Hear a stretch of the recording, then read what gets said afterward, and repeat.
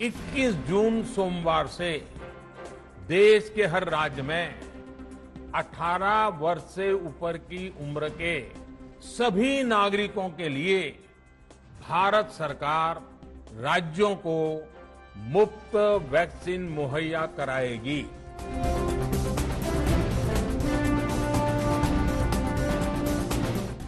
प्रधानमंत्री ने वैक्सीन की कीमत पर विपक्ष की सियासत को एक ही झटके में अपने मास्टर स्ट्रोक से मटियामेट कर दिया।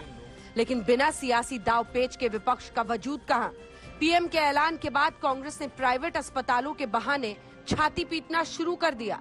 राहुल गांधी ने सवाल किया, एक साधारण सवाल, अगर वैक्सीन सबके लिए फ्री है तो निजी अस्पतालों में कीमत क्यों देनी होगी?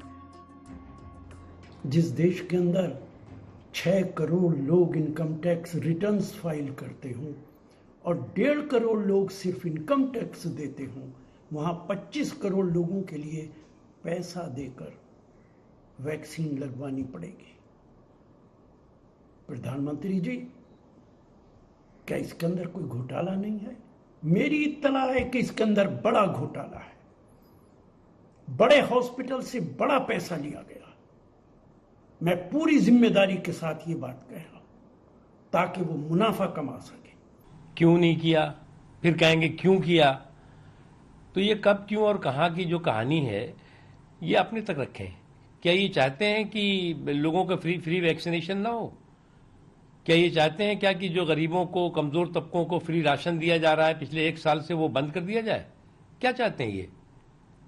मुझे लगता है इस डर्टी डिंग डिपार्टमेंट के दिमाग को ठीक करना चाहिए और हर चीज में क्रिटिसाइज करना, कंडेम करना, उस पर क्वेश्चन करना, ये जो दुकानें हैं ये बंद होनी चाहिए।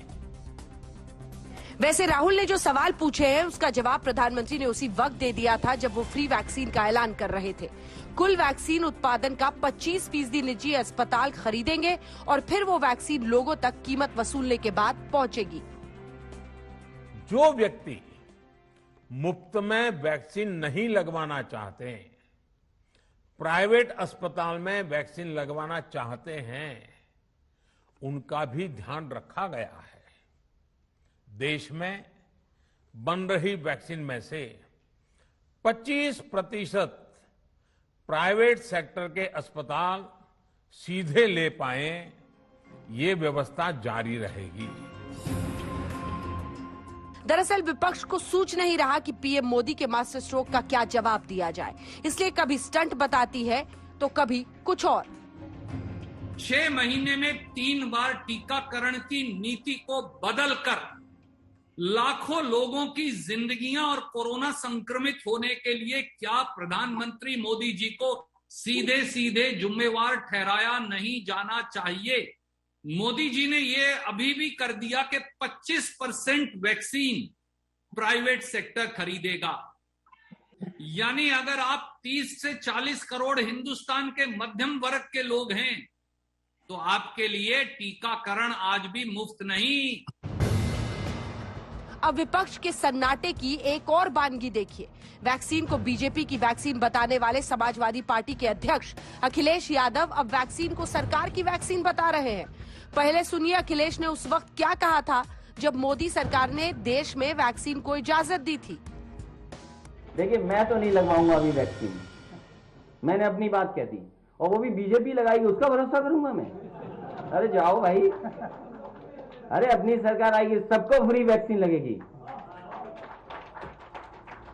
हम बीजेपी का वैक्सीन नहीं लगवा सकते। और अब देखिए अखिलेश क्या कह रहे हैं। हम भाजपा के टीके के खिलाफ थे, पर भारत सरकार के टीके का स्वागत करते हुए हम भी टीका लगवाएंगे।